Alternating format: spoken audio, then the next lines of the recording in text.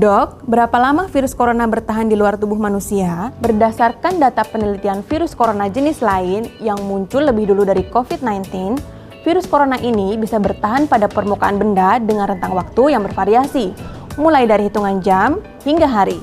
Namun hingga kini memang belum diketahui secara pasti berapa lama virus SARS-CoV-2 mampu bertahan hidup pada permukaan benda. Untuk mencegah penularan virus tersebut, WHO menganjurkan agar kita rutin membersihkan permukaan benda-benda di sekitar, termasuk mainan anak, dengan disinfektan. Selain itu, rutin cuci tangan pakai sabun dan air mengalir atau setidaknya hand sanitizer. Lalu, hindari menyentuh area wajah sebelum cuci tangan, terlebih kalau baru saja menyentuh permukaan benda di ruang publik. Dok, pemakaian masker kain efektif nggak sih untuk mencegah COVID-19? Pemakaian masker dilakukan untuk mencegah percikan liur saat penderita COVID-19 batuk atau bersin. Untuk meminimalkan pemakaian masker sekali pakai, banyak masyarakat yang sudah mulai menggunakan masker kain. Meski bukan masker yang ideal untuk mencegah COVID-19, tapi jika digunakan dengan benar, CDC mengatakan ini dianggap jauh lebih baik daripada tidak pakai masker sama sekali. Apalagi buat mereka yang tetap harus beraktivitas di luar. Agar semakin optimal untuk menangkal COVID-19, kamu dianjurkan untuk pilih masker yang sesuai dengan ukuran wajah, cuci tangan sebelum pakai masker, pastikan masker tidak longgar, hindari menyentuh masker saat sedang dipakai, lepas masker dari pengait telinga, dan segera cuci masker setelah dipakai dengan air bersih dan deterjen atau rebus masker di air mendidih dengan suhu 130 derajat Celcius. Kalau masker robek atau rusak, segera diganti ya. Jangan lupa juga lakukan pencegahan COVID-19 yang lainnya. Abis baca informasi tentang virus corona, kok jadi ngerasa batuk-batuk dan sakit tenggorokan ya? Jangan-jangan ketularan COVID-19 lagi. Jangan panik dulu, bisa jadi itu merupakan gangguan psikosomatik. Tapi apa sih gangguan psikosomatik itu? Halo, saya Dr. Abi dari Halo Dokter. Gangguan psikosomatik bisa diartikan sebagai keluhan fisik yang disebabkan atau diperparah oleh karena pikiran atau emosi. Biasanya kondisi ini berawal dari stres, cemas, takut, atau bahkan depresi. Keluhan fisik yang muncul pada gangguan psikosomatik bisa bermacam-macam, tergantung penyakit yang dipikirkan penderita. Pada gangguan psikosomatik akibat ketakutan terhadap virus corona, gejala yang bisa muncul antara lain batuk-batuk, sesak napas, bahkan demam. Jadi apa sih penyebab gangguan psikosomatik ini? Meskipun penyebab pastinya belum jelas, ada beberapa hal yang diduga berkaitan dengan munculnya reaksi ini. Salah satunya adalah peningkatan hormon adrenalin dan hormon stres. Jadi gini, kalau kamu terus-menerus terpapar berita yang kurang baik, misalnya gugurnya tenaga medis atau bertambahnya jumlah pasien yang positif terinfeksi virus corona, kamu mungkin akan merasa cemas, takut, atau stres. Perasaan ini bisa bikin tubuh kamu menyangka bahwa kamu sedang dalam bahaya, lalu mengeluarkan hormon adrenalin dan kortisol. Secara alami, kedua hormon ini diproduksi saat tubuh merasa terancam. Misalnya ketika kamu terkejut atau sedang ketakutan karena dikejar anjing. Tujuannya adalah untuk meningkatkan respons tubuh agar siap dalam menghadapi bahaya. Tapi kalau hormonnya keluar pas kamu sebenarnya lagi aman-aman aja, kamu justru akan merasakan keluhan-keluhan yang kamu takutkan. Kita ambil contoh dalam kasus infeksi virus corona. Penyakit ini adalah penyakit baru tapi sudah menyebar luas hingga ke seluruh dunia. Maka wajar saja kalau sugesti alam bawah sadarmu merasa bahwa hal ini adalah sebuah krisis yang perlu diwaspadai. Secara nggak sadar, kamu mungkin merasakan kecemasan atau kekhawatiran yang kemudian bikin kamu seketika merasa batuk-batuk, tenggorokan rasanya nggak nyaman, atau meriang. Pada kekhawatiran yang cukup berat atau berlebihan, kamu bahkan mungkin dapat merasa sulit bernapas. Padahal sebenarnya kamu baik-baik saja. Kalau kamu merasakan gejala tersebut setiap baca berita tentang COVID-19, artinya keadaan yang terjadi kini telah memengaruhi kesehatan mentalmu. Ini wajar kok terjadi di masa-masa seperti ini. Apalagi kalau kamu lagi physical distancing yang mungkin bikin kamu jadi merasa terasing dari teman-teman dan kamu ngerasa kesepian. Tapi bukan berarti hal ini nggak bisa dikendalikan. Makanya penting banget nih untuk menjaga kesehatan mental di tengah pandemi seperti ini. Gimana caranya, Dok? Jadi yang pertama, batasi waktu menonton, membaca, atau mendengar berita mengenai COVID-19, baik dari televisi, media cetak, maupun media sosial untuk mengurangi rasa cemas. Misalnya, cukup 1-2 jam aja per hari, nggak perlu lebih. Ini bukan berarti kamu jadi menutup diri sepenuhnya dari informasi yang penting. Coba pilah informasi yang kamu terima secara kritis dan bijak. Terus pilihlah informasi mengenai pandemi virus corona dari sumber yang terpercaya. Yang kedua, selama physical distancing dan di rumah aja, kamu bisa melakukan hobi atau aktivitas yang kamu suka. Misalnya memasak, membaca buku, atau menonton film. Selain meningkatkan produktivitas, kegiatan tersebut bisa menghilangkan rasa bosan karena nggak bisa kemana-mana dan membantu mengurangi rasa cemas yang mungkin sedang kamu rasakan. Kemudian yang ketiga, ingat sekarang namanya physical distancing, bukan social distancing lagi. Jadi, kamu nggak perlu memutuskan hubungan sosial dengan orang-orang terdekat, meski harus jaga jarak fisik. Manfaatkan fasilitas pesan singkat, telepon, atau video call untuk tetap menjaga komunikasi dengan keluarga dan sahabat. Kamu juga bisa menceritakan kekhawatiran dan kecemasan yang dirasakan kepada mereka, sambil berusaha saling menguatkan dan mendukung satu sama lain. Dengan begitu, stres yang kamu rasakan akibat pandemi COVID-19 bisa berkurang dan kamu pun jadi lebih tenang. Yang terakhir, tetap terapkan pola hidup sehat meski kamu lagi di rumah aja. Konsumsi makanan sehat bergizi seimbang. Tetap rutin berolahraga di rumah atau di halaman. Cukupi istirahat dengan tidur selama 7-9 jam per malam. Dan hentikan kebiasaan buruk seperti merokok dan minum minuman beralkohol. Pola hidup sehat nggak cuma baik untuk kesehatan fisik, tapi juga baik untuk kesehatan mental kamu. Seperti yang tadi udah sempat saya bilang sebelumnya, memang wajar kok kalau kamu merasa cemas atau khawatir selama masa pandemi ini. Kamu bisa coba mengendalikan perasaan tersebut dengan mengikuti tips-tips yang tadi udah saya sebutkan.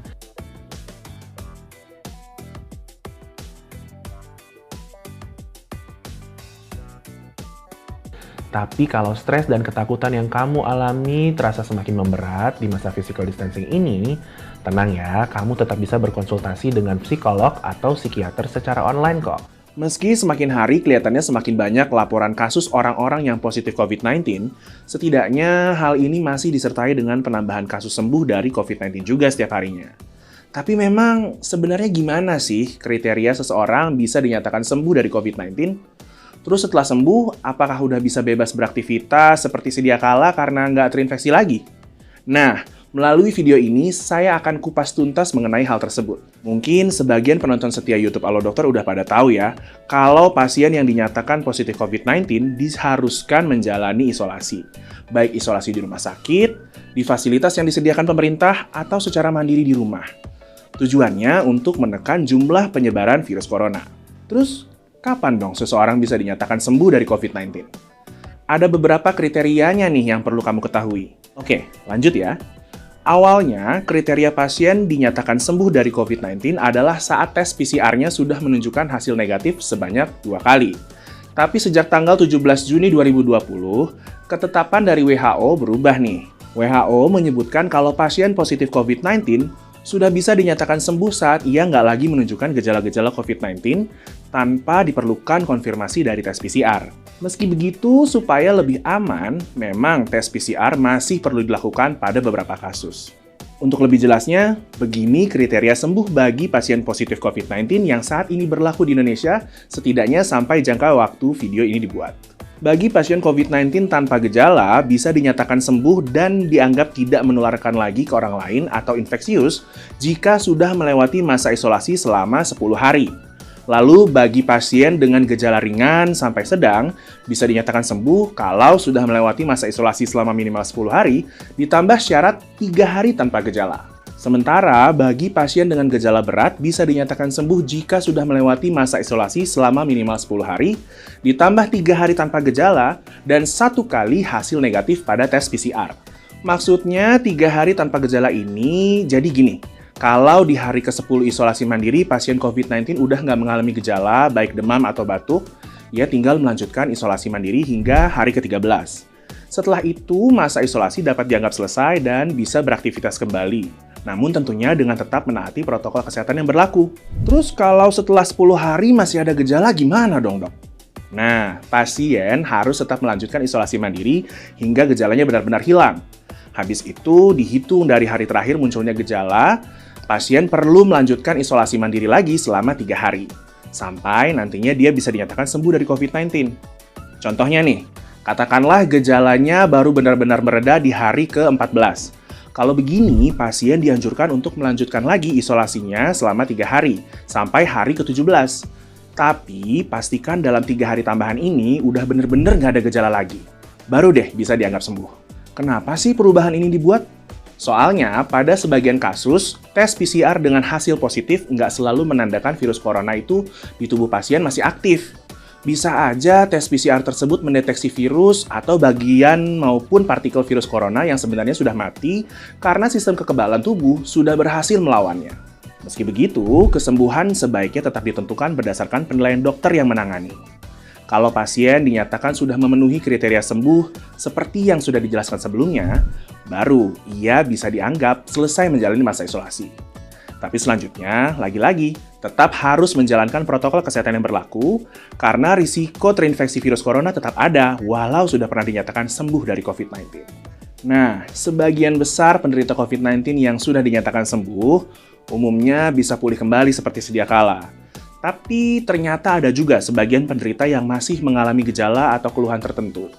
Gejala-gejala tersebut bahkan bisa dirasakan hingga lebih dari 4 minggu setelah penderita dinyatakan sembuh melalui hasil tes COVID-19 yang negatif. Fenomena ini disebut sebagai long haul COVID-19 atau yang sebelumnya dikenal dengan post-acute COVID-19 syndrome. Penyebab pastinya sih masih perlu diteliti lebih lanjut. Tapi ada beberapa hal yang diduga berkaitan dengan terjadinya long haul COVID-19 seperti proses peradangan yang terjadi akibat COVID-19, sisa kerusakan jaringan maupun saraf pada organ tertentu, hingga beban pikiran yang dialami selama menderita COVID-19.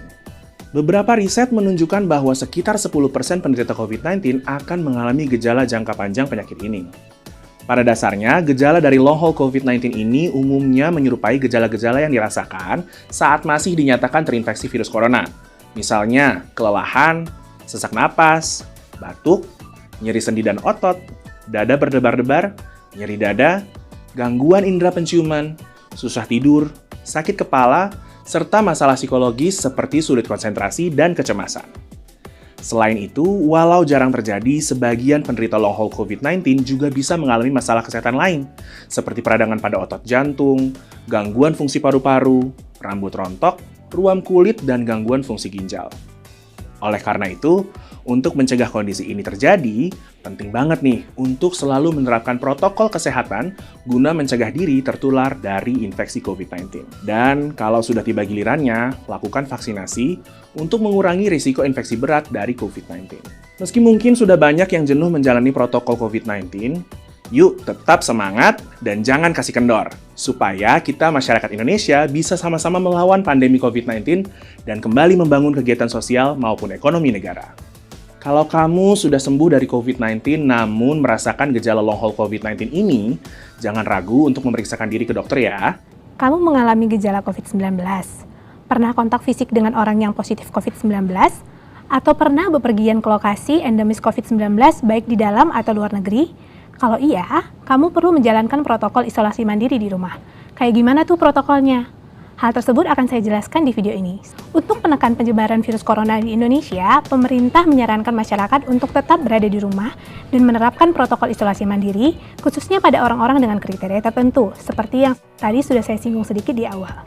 Nah, supaya lebih jelas, berikut akan saya jelaskan lebih lanjut tentang kriteria orang yang dianjurkan untuk melakukan protokol isolasi mandiri, yaitu orang yang memiliki setidaknya satu gejala COVID-19 yang ringan seperti batuk, demam, atau sakit tenggorokan yang bisa diatasi di rumah dan tidak memiliki penyakit penyerta seperti penyakit jantung, diabetes, hipertensi, atau penyakit paru yang kronis, orang yang tinggal bersama orang lain yang memiliki gejala COVID-19, orang yang pernah menjalani rapid test COVID-19 dan hasilnya positif namun tidak mengalami gejala, dan orang yang memiliki riwayat perjalanan atau tinggal di daerah dengan angka kejadian COVID-19 yang tinggi, baik di dalam maupun di luar negeri dalam 14 hari terakhir. Kalau kamu termasuk dalam salah satu kategori yang saya sebutkan tadi, kamu dianjurkan untuk melakukan isolasi mandiri di rumah setidaknya selama 14 hari. Loh, kenapa gitu dok? Iya, soalnya orang yang tadi ada dalam kriteria dapat diasumsikan telah terpapar virus corona. Jadi, dapat melakukan isolasi mandiri. Kamu akan membantu memutus rantai penularan COVID-19 ke orang lain, terutama kepada orang-orang yang rentan terhadap penyakit ini seperti orang lanjut usia dan orang-orang yang memiliki penyakit kronis. Jadi protokol yang pertama adalah beraktivitas di rumah aja selama 14 hari. Selama isolasi, kamu nggak boleh keluar rumah atau pergi ke tempat-tempat umum, misalnya untuk kerja. Kalau memang memungkinkan, kamu bisa coba bekerja dari rumah selama isolasi.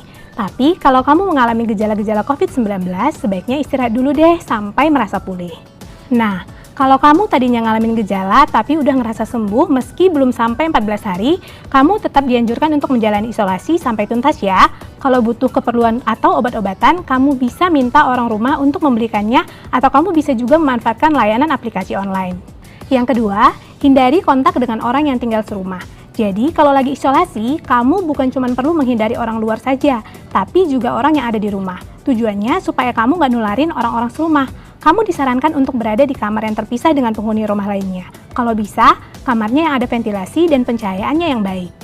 Kalau terpaksa harus beraktivitas di satu ruangan dengan penghuni rumah lainnya, misalnya jika perlu ke dapur, jaga jarak dengan mereka setidaknya 1 meter. Sebisa mungkin, hindari bicara berhadap-hadapan dengan orang lain selama lebih dari 15 menit, terutama dengan orang yang rentan terhadap COVID-19 seperti lansia, orang dengan penyakit kronis, dan ibu hamil.